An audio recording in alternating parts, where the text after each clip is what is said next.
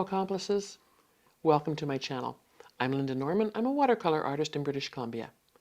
Today, after hearing so much from all the wonderful viewers asking questions about some of the things that I use, I thought I would give you a little closer look. I'm so appreciative of the comments that you are leaving on my channel. It's inspiring to me, it's intriguing how some of the things I take for granted are showing up as comments and questions from you.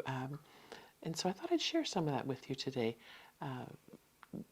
My brushes, my surfaces, my water vessels, even my light. One of the viewers was intrigued by the light that I have here. It's an OTT light, OTT. I got it because it has a gooseneck capability. It's got several different levels of brightness. So it can be daylight, it can be more artificial light, and then also I can adjust the brightness up and down if I choose. And I can angle it if I'm working on something that's, needing a bit of extra light. Where I'm sitting in my studio, the light behind me often is on, and that creates a shadow. So I do like to have this light handy just to bring in the extra brightness for me, and it helps me see what I'm doing. The daylight, often I have two large windows. Daylight's often enough, but sometimes you need that little extra help. I keep a couple of these on hand as well. They're just photo mats.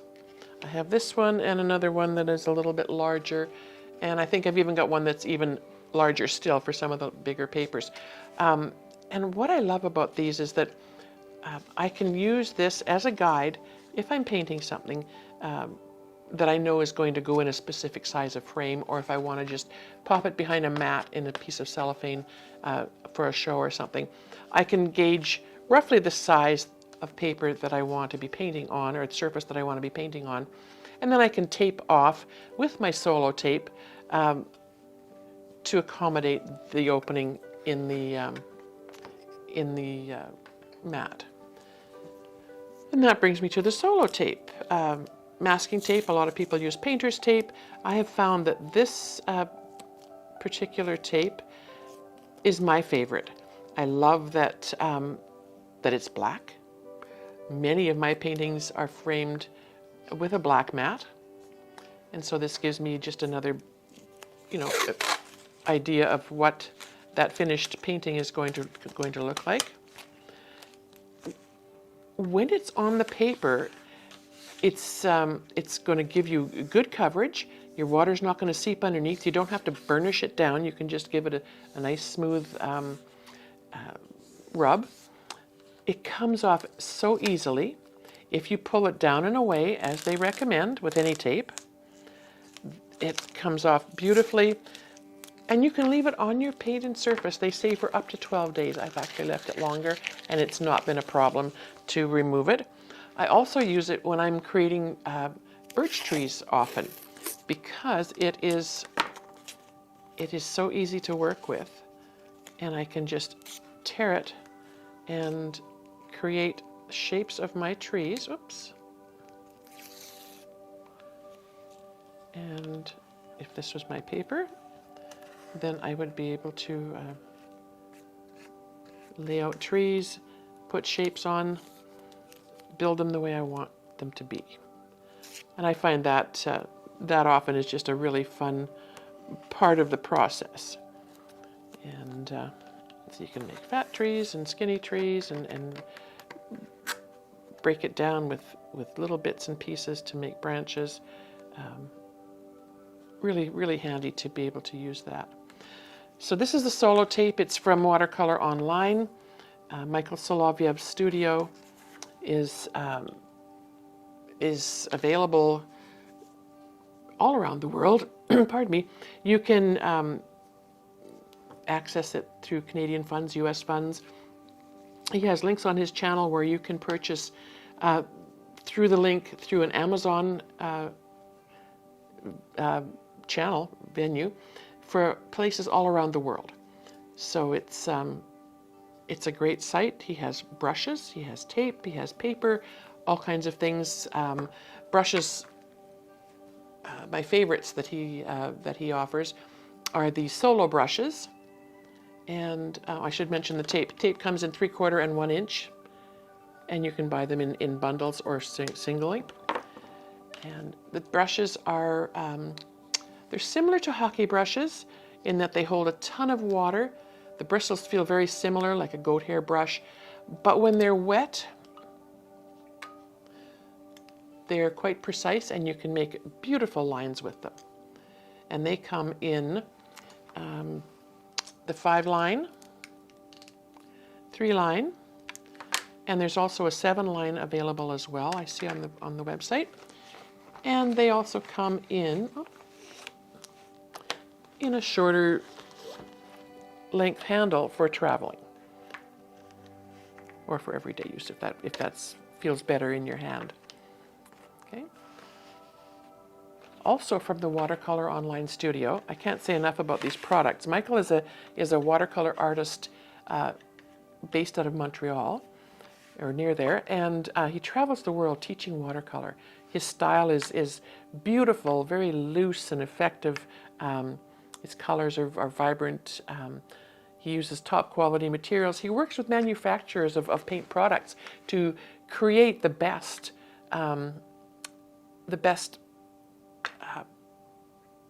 products for watercolor artists. They're amazing.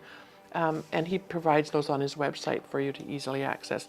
He also has the Eco palettes, which, if you're painting with the larger brushes, are absolutely stupendous.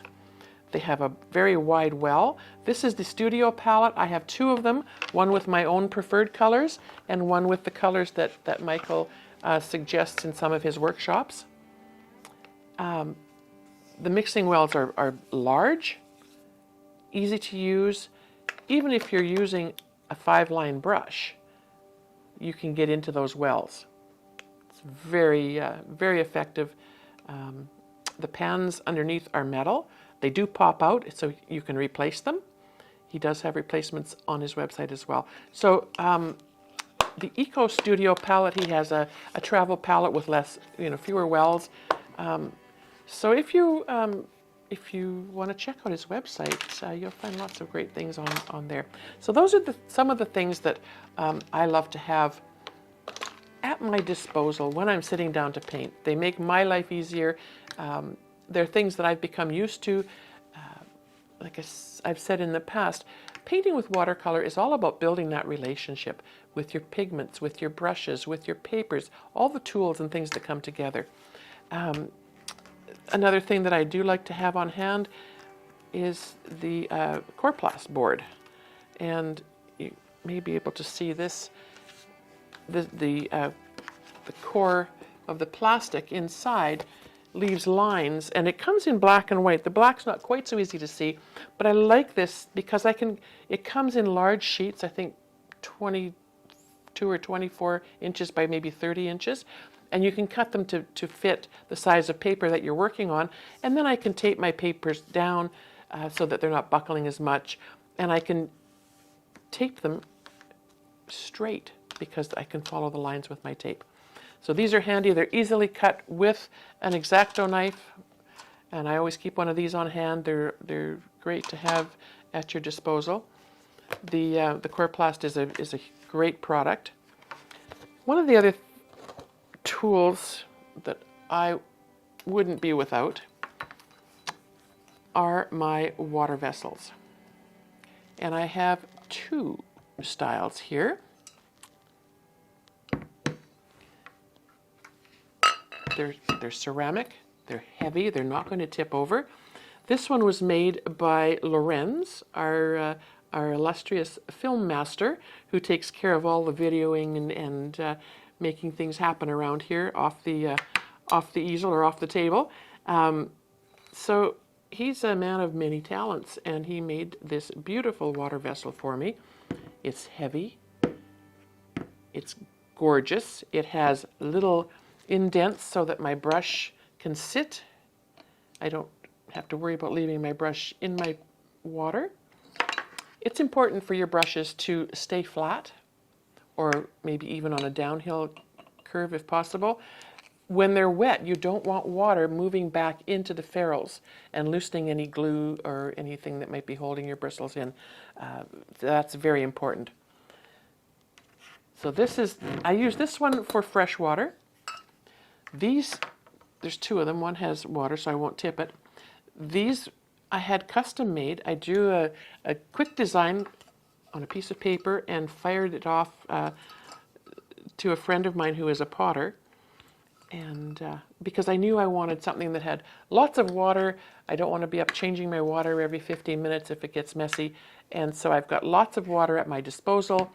And I often will use water that's maybe not quite as clean from this one if I'm looking for blending colors or shadows. So I'll try to keep one for lighter colors, one for darker colors. Or if I'm using colors that are semi-opaque, maybe one where that's happening. For example, if I'm using buff titanium or even gouache sometimes, then I'll keep that separate in the water container.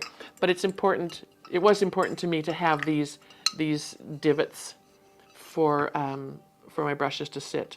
And if you have a potter in your midst or know anybody locally in your community where you could have a couple custom made, they're just really wonderful to have. And having these special things in my studio, I don't know, it just makes sitting here feel kind of special. You know, I love that. I love that I can think of my friends who have created some beautiful things for me. The people that I've met over the years who have the same passion for watercolor that I do and bring these things forward. The Levinson brushes, we can't ever say enough about them. Tracy Levinson, just out of Seattle in the US, makes these brushes by hand, each one individually. My favorite, all-time favorite, medium goat hair synthetic blend. And I'll put links for all of these in the descriptions as well. But what a difference it makes to me to have these things. It just, I don't know, makes my watercolor journey that much more special.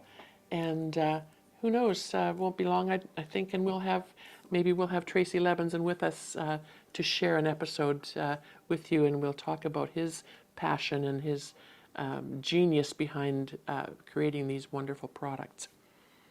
So that's a little bit of what I keep on hand in my studio, some of the things that you've asked about. I love that. I love that I can share this with you. If you have more questions, please don't hesitate to drop them in the comments. I just love hearing from you. It makes my experience here, as I say, feel that much more special when I know I have you all with me, and we can share. Thanks for joining me today, accomplices. We've reviewed some of the fun things that I like to use in my studio, and it just makes me happy to know that you're here and I can share this with you. If you like what you've seen, please subscribe to my channel. It makes a big difference. The algorithms are important, and it helps us to stay better connected, I think. So thank you, and you can also visit my website, Bandry Studio. That's bandrystudio.com, BANDRAOI studio.com. Or pop on over to our members area. We're doing some special things over there soon too.